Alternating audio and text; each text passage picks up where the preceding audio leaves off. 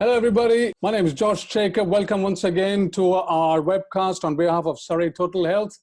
As I said, I'm a consultant orthopedic surgeon specializing in hip and knee arthroplasties, if you've seen some of our previous webcasts. And it's my pleasure to invite Mr. Mohamed Imam, a good friend and colleague of mine, as well as Dave Emsley, who's also a physiotherapist, and he's been on us before, and we hope to use Dave again on one of our webcasts in the not too distant future. Mohamed Imam is a consultant orthopedic surgeon, and he specializes in upper limb surgery, that is the shoulder, elbows, and wrists. He's done fellowships in all over the world, very prestigious universities in the Western Hemisphere, both here in England and abroad. He specializes in shoulder and upper limb trauma surgery, as well as elective surgery. He's done his fellowships in Oxford, in the Royal National Hospital in Birmingham. He's also been overseas to Zurich, and of course, last but not least, to America at the Mayo Clinic and the Stedman clinics. He's also an expert in, as a FIFA medical officer in many of the sporting events. And last but not least, he's published very seminal papers, and you're very welcome to Google them up and see his name attached to many of the peer leading papers. We also have Dave Emsley, who's a physiotherapist, who's got experience both in physiotherapy and also his background in sports science. Dave is at the Physio Body Mechanics as a director, and it's my pleasure to welcome you both.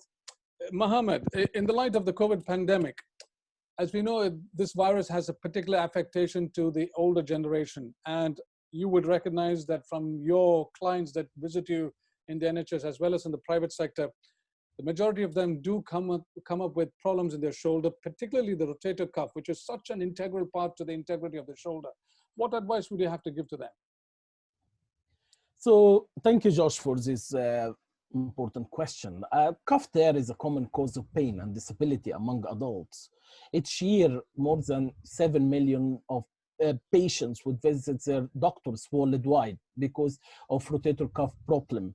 A torn rotator cuff will weaken your shoulder, and that means that many daily activities like combing your hair or getting dressed may become painful and difficult to do. And in the current pandemic, with our elderly population self-isolating and actually not having the carers visit as frequent as before, this is a problem. And if you think about it, the rotator cuff tendons are, the bone is held into, the head of our shoulder, the head of the humerus is held into the rotator cuff, and the arm is kept in our shoulder socket by the rotator cuff, and which is a group of 4 muscles. With tears, the tendon will be torn away from the bone, and most tears occur at the bone junction. However, there are different types of tear. There are partial tears, which mean incomplete tear, damage the tendon, but doesn't completely doesn't completely cut the tendon. And there is the full thickness tear. There are different types of, there are different causes for cuff tear and different symptoms of presentation. The most commonly is an ability to undertake overhead activity. So there are different treatment options. First treatment option here would be rest, activity modification, non-steroidal anti-inflammatory medication, and exercises.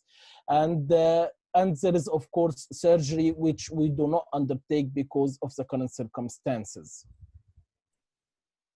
Right, David. So given that we can't do surgery because of the current situation, and that we have prevaricated anyone being put on a waiting list, the waiting list is expanding. What interim measures would you advise for people who are awaiting surgery, have established rotator cuff tears, maybe partial, maybe full thickness, and how best can they circumvent the pain and get back some element of functionality? So that is a marginally difficult question because everyone responds in a slightly different way. So I'm going to give you a doled down, simple approach to how to look at this. So depending on how thick the tear is, how big the tear is, and what your symptoms are, fundamentally from a physiotherapist point of view, we want to maintain as good a movement in the shoulder as possible. This is my affected side. We want to be moving forwards into flexion. We want to be moving outwards into abduction. We want to be turning the arm outwards into lateral rotation and putting the arm round behind the back if possible, or if not possible, bringing a hand towards the tummy so that we turn the arm into internal rotation. We want to, by maintaining the movement of the shoulder within your pain limits, obviously it allows you to do more function. So we're driven towards function. We're driven towards what can you do within your pain. Very important phrase, within your pain. If you're there trying to do a movement of going out to the side time and time again, and the arm's getting sore and sore and sorer, it's not doing you any good. It's increasing the inflammation of the area. And actually what you'll end up doing is doing some kind of changed movement around here, stimulating the wrong muscles to do that work. And actually the wrong muscles will have a hard time forgetting, once you have got better, how not to work, if that makes sense. So we look at the fact that we want to try and stimulate the rotator cuff in a safe position as best as possible. Very simple way of doing this. Arm tucked into the side, elbow bent at 90 degrees. This is my affected arm. My unaffected hand is going to grip hold of my wrist. The job of my unaffected hand is to not allow any movement to occur. I'm going to do a static contraction turning inwards. My affected arm is going to push towards my tummy. My unaffected arm is going to stop it. Hold for 3 seconds and relax. I'm going to do the opposite movement. I'm going to turn the arm outwards. I'm going to block this movement, turning outwards, hold for 3 seconds and relax. Again, it's a simple exercise, can be done anywhere in the house. However, if it's causing you pain, try and find a position of the hand or an angle of the arm that doesn't elicit pain when you do those contractions. Some people find that by turning the arm outwards, it gets easier. Some people find that by bringing the arm inwards, it gets easier. If you start in a midline position, see how you get on, pushing inwards, resisting, pulling outwards and resisting, 3-second holds. Just try 3 sets of 3 seconds a few times a day. If that feels comfortable, you can do more and more and more and stimulate the muscles to work better and better and better. You have to do this in unison with making sure that we are trying to keep as good a movement in all directions as possible, lifting forwards and upwards, out to the side, turning outwards, turning around behind your back if it's possible. If not, then coming across towards your tummy, coming back to a resting position. Second thought process that's important is, it was a good explanation of the rotator cuff holding the ball into the socket in the right position. If the ball's not in the right position, not controlled in the right position, lifting the arm up out to the side with a heavy weight is going to put a lot of strain through that area. It's not the ideal thing to do. Adapt how you're doing things. Bring things closer to your body. Use 2 hands to lift things rather than 1. Big force going through the shoulder, which is uncontrolled, does lead to more and more pain.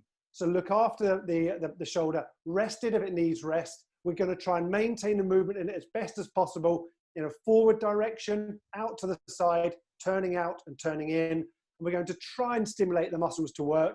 Gentle push, gentle pull, resisted with the other hand. You can use it in different positions if that's what your pain is allowing you to do. And finally, look after it and be sensible. Try not to use the arm in painful positions. If you know what causes it pain, it's not a good idea to keep on doing that movement. That's an overview in a nutshell. We look at form rather than frequency. Do things well and protect the shoulder rather than trying to do things a lot and trying to make it more sore. Pain is not your friend in this case. We want to diminish the pain. We want to maintain the movement. So try following what I've just asked you to do. If it is still problematic, do get hold of ourselves, get hold of Mohamed, and we can try and take you through things over a consultation. Excellent, David. I like that slogan, form rather than frequency. Well, be sure to tune in again. I'm going to use it more frequently. Very good. Only with good form, though. Be sure to tune in again at surreytotalhealth.com. And our next webcast will be related to shoulder problems in younger people, what is commonly referred to as the impingement syndrome. Until then, goodbye.